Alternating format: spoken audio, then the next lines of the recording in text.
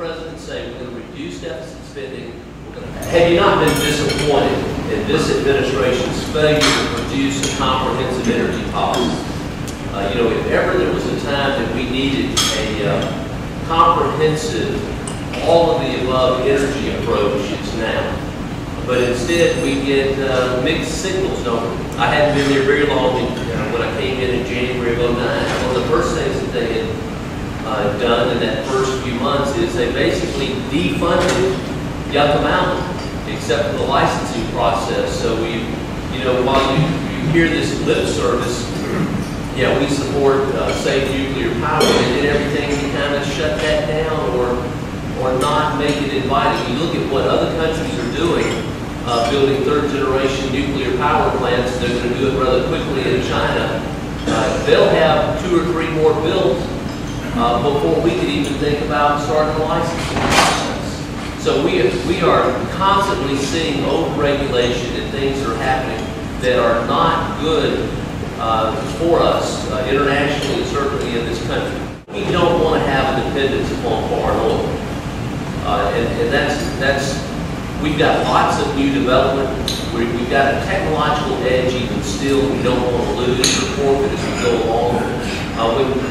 When we look at what's going on in Mississippi, whether it's a lignite facility that's going to come up over in Kemper County, or we see what Kior is talking about, I'm still waiting to see how that's actually going to work. But we're at least happy that we're in that approach. And so we're going to continue to look at those issues. But in the meantime, at the heart and soul of this is you almost see a dislike and an adversarial approach towards the use of fossil fuels from this administration. You've sensed it, you've seen it, whether it's on potential changes in tax rules. You've seen it in the approach on the moratorium and things that are going on.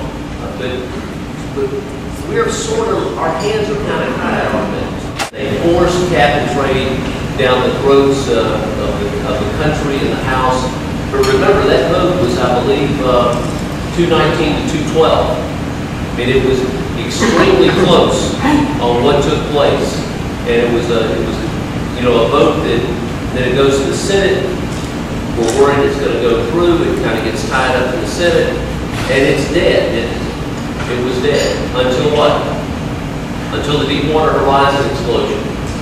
And so what did this administration do? They took the opportunity to say, we're going to have a moratorium, and we need cap and trade.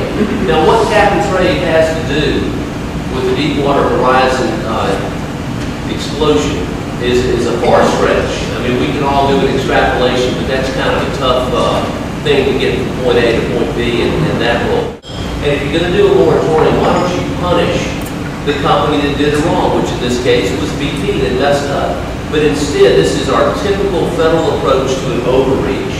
So they reach out and they take, okay, let's punish the other companies that were doing it right. We're also looking at the most out of control federal agency in U.S. history, the EPA. The Environmental Protection Agency is absolutely out of control, on steroids. Y'all, it's just amazing.